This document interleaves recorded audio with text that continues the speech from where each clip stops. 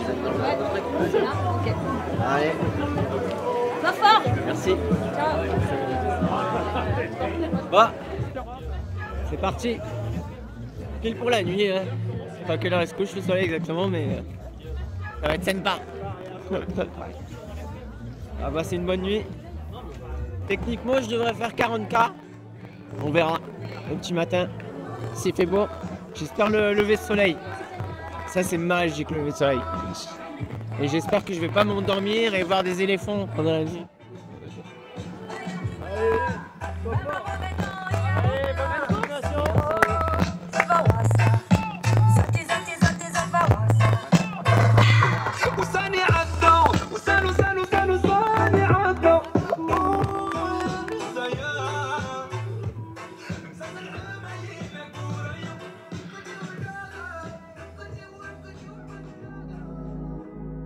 Moi c'est Serge Fortini, 41 ans.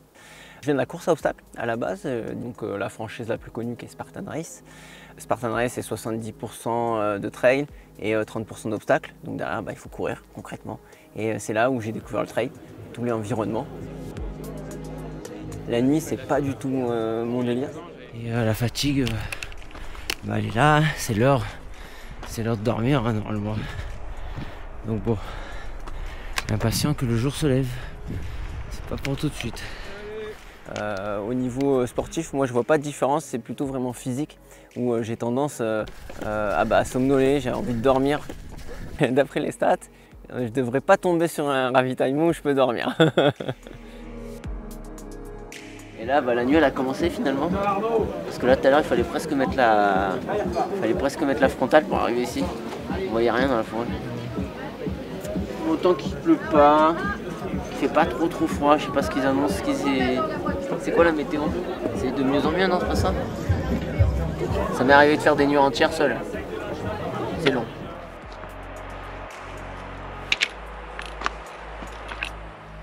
On va essayer de faire des copains. J'espère que je serai dans un bon groupe, une bonne dynamique. Ça compte beaucoup ça, la nuit. Il y a beaucoup de monde, c'est le peloton globalement. Ah mais je te connais, tu fais des vidéos. Tu fais des vidéos de test de matos, Ouais, entre autres. J'ai pas ton nom. Serge. Serge Fortini. Eh ben enchanté de te rencontrer en vrai Serge. Bah avec plaisir, écoute. J'ai la chance d'avoir une chaîne YouTube et un magazine de sport qui m'a fait découvrir également l'échappée belle. Ça fait 1h30 que je suis parti de la base de vie. Et qu'il fait nuit. Il est l'heure où plus ou moins je vais me coucher. Et du coup, je suis dans le mal. C'est un gros dénivelé en plus. La nuit va être longue. Dans les phases d'heure qui vont être difficiles, je le sais à l'avance, ça va être le minuit, le 3h et le 5-6 h du matin. Je vais prendre en amont des compléments alimentaires un petit peu excitants, on va dire ça comme ça, pour éviter de sombrer au niveau du sommeil. Bon, il n'y a plus rien qui passe. Du coup j'ai tout enlevé, et l'iso ça passe pas, et le sodium ça passe plus, les gels ça passe pas. Et il y a, c'est quoi ton prénom? Kevin.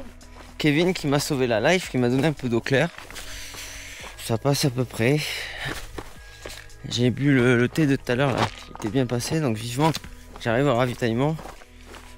Peut-être prendre un coca, ça me nettoie l'estomac. Et du thé, et faire une micro-sieste. Parce que là, je somnole. C'est vraiment l'heure de dormir. Si besoin de dormir, ça sera plutôt, et ça je le sais par expérience, ça sera sans doute plutôt sur la seconde nuit. Je vais essayer de me reposer à ce ravitaillement. Juste en face là-bas, belle couleur. Ça vaut tout l'or du monde. Le lever de soleil. Bon, je suis dans un état pitoyable. J'ai passé une sale nuit quoi. J'arrive pas à m'alimenter correctement. Et j'arrive pas à boire non plus correctement. J'ai mal au ventre. Ça a été compliqué là-haut.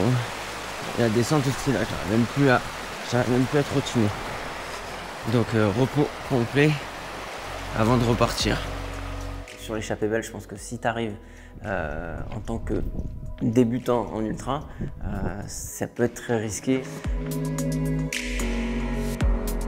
J'ai déjà passé des nuits à l'extérieur sur des gros ultras tout simplement, hein, que ce soit Diagonale des Fous, UTMB, Madère ou autre.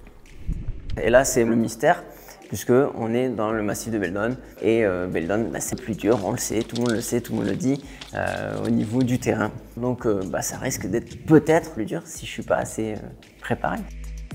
Jusqu'au bout. Allez, bravo. Nuit de l'enfer, hein. Je sais plus, même plus ce que je vous ai raconté ou pas. Nuit de l'enfer, ça a commencé par mal au ventre, parce que j'ai pas assez bu d'eau claire, ou alors l'eau de la rivière, j'en sais rien. J'ai aussi somnolé et titubé dans la nuit. Faut surtout pas s'amuser à combattre, parce que la course est super dangereuse. Et d'ailleurs, dans la descente, je me suis pris une fois. J'ai cru que j'allais laisser la tête dedans.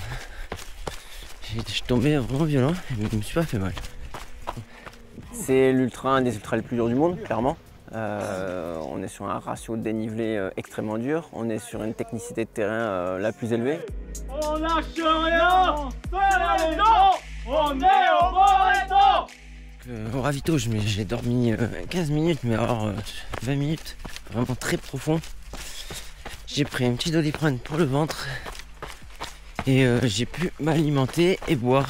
Et pour l'instant, ça a l'air de tenir. Je suis à 100 km tout rond, donc il me reste un peu moins de 60 à faire. Donc voilà, là j'ai repris du poil de la bête. Puis il y a le soleil quoi, hein. Faut dire ce qu'il est, le soleil ça aide aussi.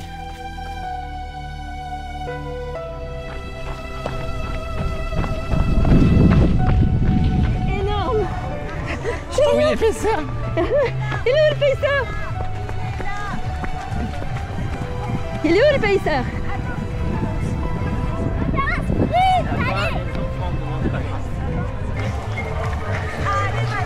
Et il fait chaud! Serge, il est là jusqu'au bout. Finisher. Je suis éclaté, j'ai envie de dormir. Et je suis content.